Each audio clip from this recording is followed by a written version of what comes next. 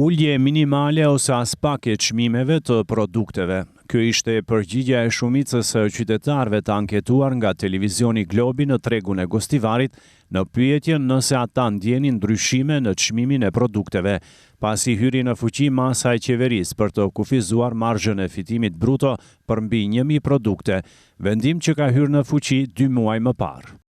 Çmimet kanë mbetur të njëjta, kanë mbetur. Ato janë fjalë të shprasta, fjalë bosh. Ja, vetë i shini. Ki standard është i lartë, pa përballueshëm. Po varet tash.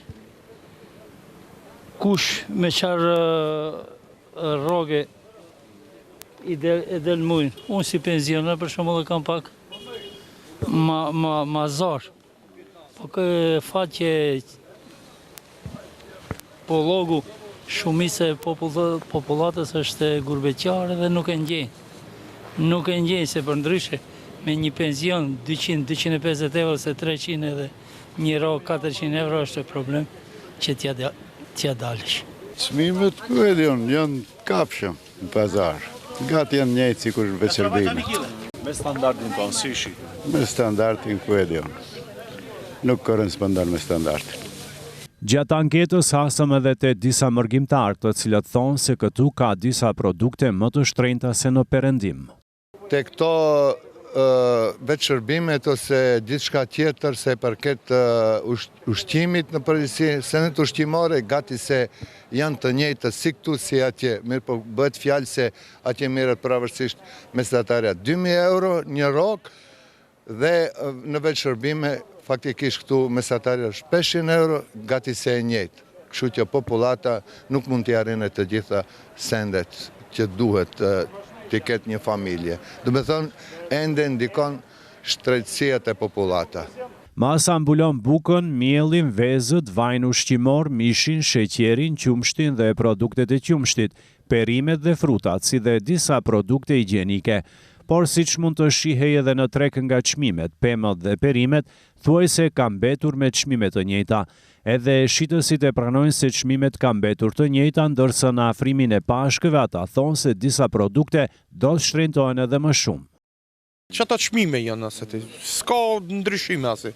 Qash pse Veligreni pak mund të shtrenjtohen pak. Sot një javë qëta çmime kanë qenë, sot apet qëta çmime janë. Çmime ditë, mbas Veligrenit ta aneja, qka është e kanë këtë praznikin Maqedon. Qa janë, atëherë mundet shifet atëherë ato binë, halis mera, ja. Në ngritjen e çmimeve ka ndikuar edhe moti i ftohtë dhe mungesa e fuqisë punëtore, thekson shitësi Miftar Pajaziti nga Saraji. Nëse do të ketë ulje çmimesh, do duhet të presim stinën e verës, por edhe atëherë nuk ka garanca nëse do të ketë ulje. Koha e bën vete, ftoft. Se na vetë i provojmë këto, ne ftoft, hala s'kena mjellë. Pa të gjona speca, krasavica. E në qa janë, është koha e bën vete. Do ndikoj si mjetë moti? Po, mund të ndikoje. Që hala njerë për njerë, ne për shembull gati su kina bo për mjellë. Do shkojnë një 2 javë ditë, 10 ditë mund shkoje për mjellë. Po mëse deri sa të bohen, dalin gati tonët. Që çmime më të lira verës? Verës, që janë, e në atëherë verës nuk i dihet, se që ne s'ka kush punon. Qaja është problemi, rinia nuk ka, pa ne qka kina met, këto ne kina met, kina investirën, qaja është puna. E ne të rinë nuk donë të punën, donë, si thonë, ma luks donë, nuk donë, si thonë, me mel pak, e qaja është problemi. Vendimi për kufizimin e marzhës në të paktën 10% hyri në fuqi pasi qytetarët bojkotuan marketet për 2 ditë për shkak të çmimeve të larta dhe inspektorët të gjetën marzhe midis tregtarëve dhe distributorëve edhe mbi 50%.